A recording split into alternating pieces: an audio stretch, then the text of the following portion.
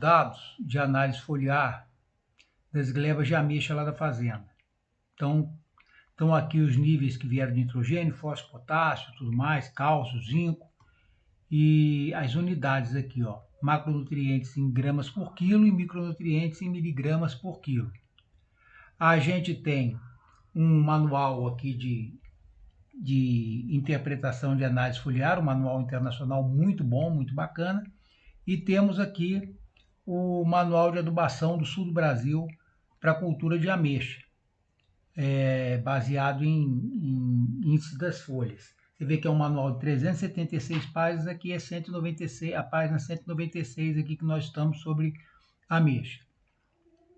E nós fizemos o seguinte, nós abrimos um notebook LM, um notebook, né, que é uma ferramenta, a ferramenta é notebook LM, aí você faz um notebook específico para ameixa aqui, e eu coloquei o Plant Analysis, coloquei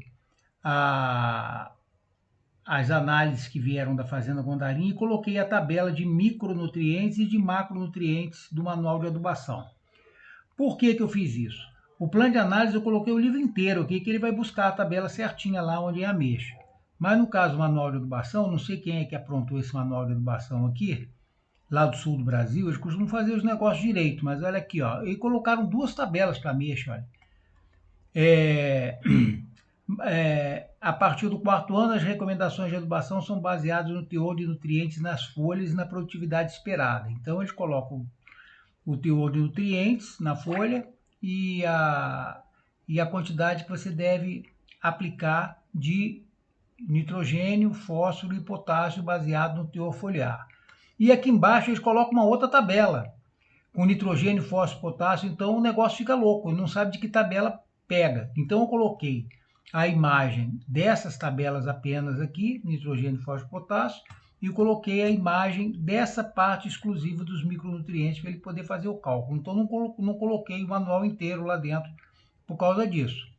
Então está aqui as duas tabelas, a Fazenda Gondarim, que é o resultado de análise foliar, e o Plant Analysis. Eu vou primeiramente fazer uma classificação só pelo Plant Analysis, para ver o que dá, só utilizando a bibliografia internacional.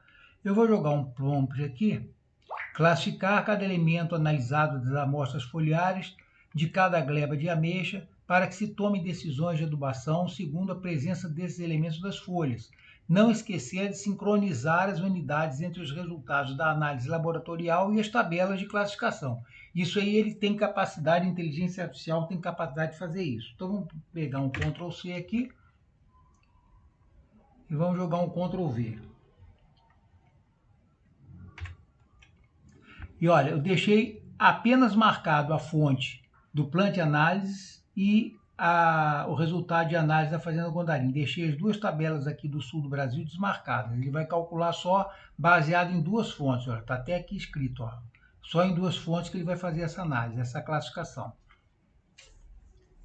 Então vamos ver o que acontece. Então ele fez a classificação de acordo com o Plant Analysis aqui. Mas só que eu não gosto dessa classificação desse jeito, não. Eu vou querer que ele coloque isso aqui numa tabela. Assim fica muito ruim a gente ver. Se ele não colocar numa tabela depois... Deixa eu ver.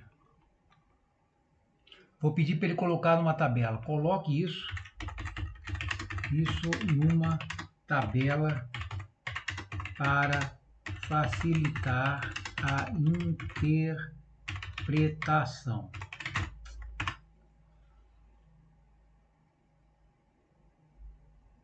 Aí, ele colocou a tabela aí, ó. Fez a tabela direitinho, do jeito que eu imaginei. Colocou a gleba do carneiro, nitrogênio alto, fósforo adequado, potássio adequado, cálcio adequado, magnésio adequado, boro adequado, zinco deficiente. Então aqui, ó, tem zinco deficiente para muitas glebas. Tem o manganês adequado, tem o ferro, o cobre, boro adequado para tudo, olha lá. E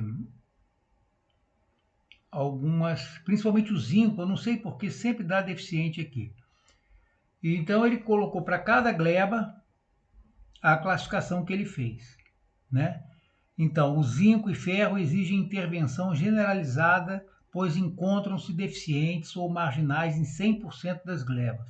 O nitrogênio, evitar a adubação nitrogenada excessiva nas glebas, onde o índice já se encontra alto a fim de prevenir desequilíbrios.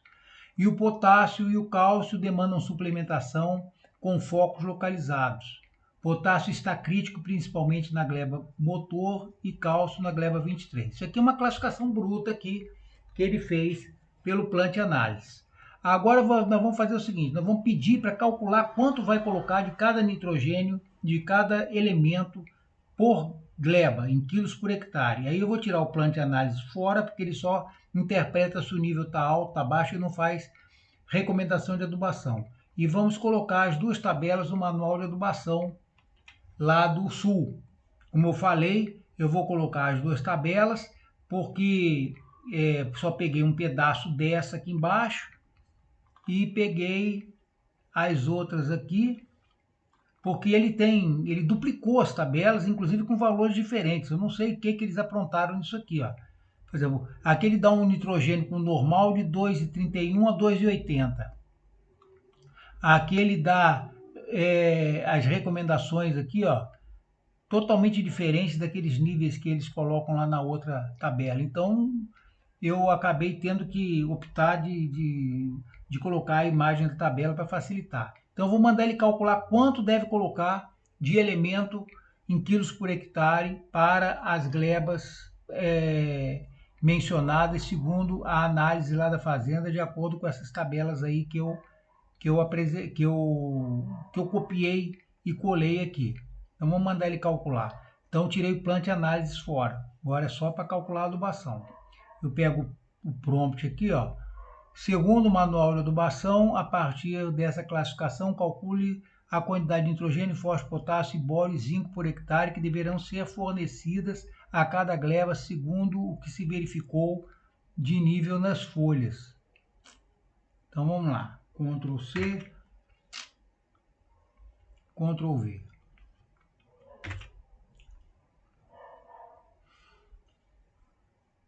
Eu já adianto que ele não vai fazer nenhuma recomendação para zinco e para boro, porque ele não tem lá, né? Essas recomendações para zinco e para boro, eu fiz uma ferramenta particular minha aqui, que aliás é que eu vou acabar seguindo mesmo. Eu tenho, por exemplo, eu tenho os dados dos vários anos de análise de solo, de folhas. Então, ó, 2024, tem 2025, que eu só fiz de 3 glebas, e 2026. E eu costumo ranquear as glebas do maior nível para o menor. Então aqui está o nitrogênio ranqueado, está o potássio ranqueado e as adubações que eu penso em fazer, de acordo com a minha experiência, né? Aqui as adubações normalmente aqui de potássio em torno de 40 kg por hectare, 60, 80 na gleba que está precisando mais, e nas outras aqui de nitrogênio em torno de 70 kg por hectare, só uma gleba aqui com 90 kg por hectare. Eu prefiro seguir o que eu já estudei, gastei muito tempo para fazer esses cálculos, entendeu? Inclusive para micronutrientes aqui, eu prefiro seguir a minha cabeça, sabe? Em certos momentos. Então vamos voltar aqui para o notebook LM. Então ele fez o cálculo da dose, ó. Deixa eu ver. No caso, a dose de nitrogênio, ó. Carneiro, 70 kg por hectare, Zé Argentino, 70 kg por hectare, Isaac, 70 kg por hectare. Acho que deve estar até batendo com o meu aqui. Deixa eu ver aqui. Carneiro, 70 kg por hectare. Cadê o Isaac aqui? Brejo, Isaac, 70 kg por hectare. Está batendo com o que ele está calculando aqui, ó. 70 kg por hectare e tal. Só tem um motor com 90 kg por hectare que está batendo com a ferramenta que eu fiz, ó. Motor, ó, 90 kg por hectare. Eu acho que eu tirei essa tabela daqui mesmo, desse mesmo lugar, aqui. Então tá as doses que tem que colocar de nitrogênio. O fósforo não tem aplicação de fósforo, porque esses níveis estão bons em termos de folha. E potássio, as doses estão aqui.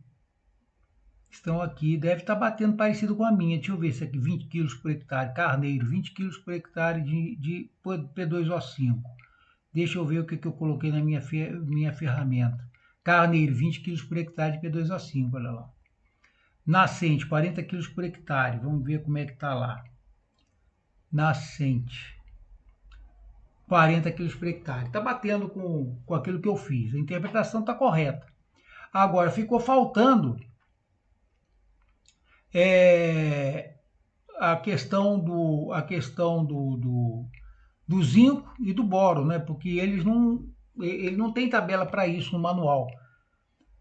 As fontes fornecidas no manual apresentam apenas tabela de classificação dos níveis de micronutrientes, mas não fornecem a tabela com a recomendação de doses de quilo por hectare para correção de boro e zinco.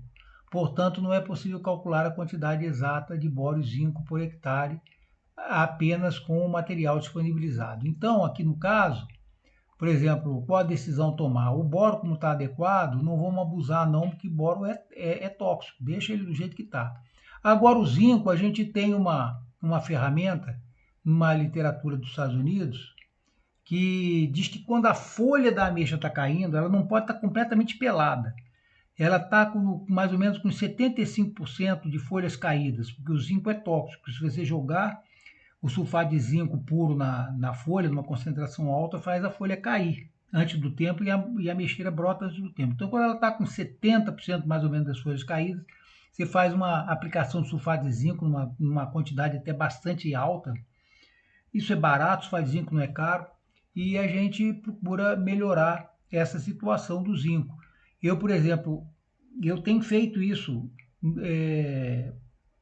e não tem tido muito sucesso, mas eu estou tentando, né? Por exemplo, aqui em 2024,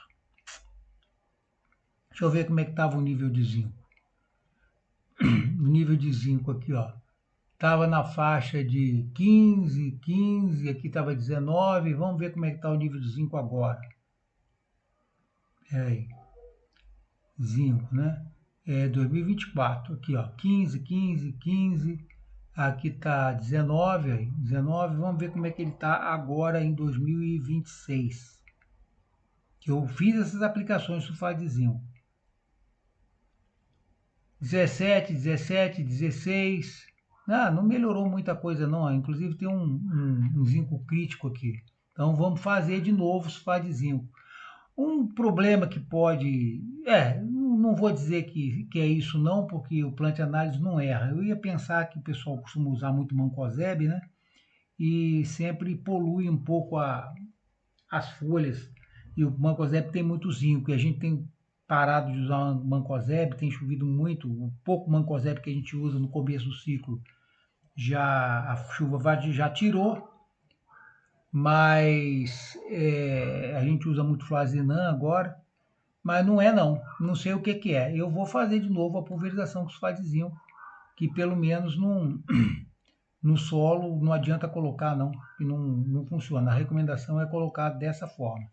Então ficou demonstrado aqui como é que faria esse cálculo pelo Power BI, Power BI é aquela ferramenta que eu tenho, mas aqui pela inteligência artificial, só não ia funcionar a inteligência artificial que eu testei antes, porque aqui você tem duas tabelas para análise foliar, interpretação de análise foliar dentro de ameixa. Então, quer dizer, o negócio fica louco. Então a gente pensa que a gente faz as coisas erradas, mas os outros também fazem umas coisas que não tem explicação. Então é isso aí que eu queria falar. Eu estou entusiasmadíssimo com essas ferramentas e aí vocês, se tiverem vontade de estudar um pouquinho, isso aqui é tão fácil, vocês mesmos podem passar a utilizar essas ferramentas em vários tipos de análise que vocês fazem. Até para conferir cartão de crédito, que é excelente isso aqui.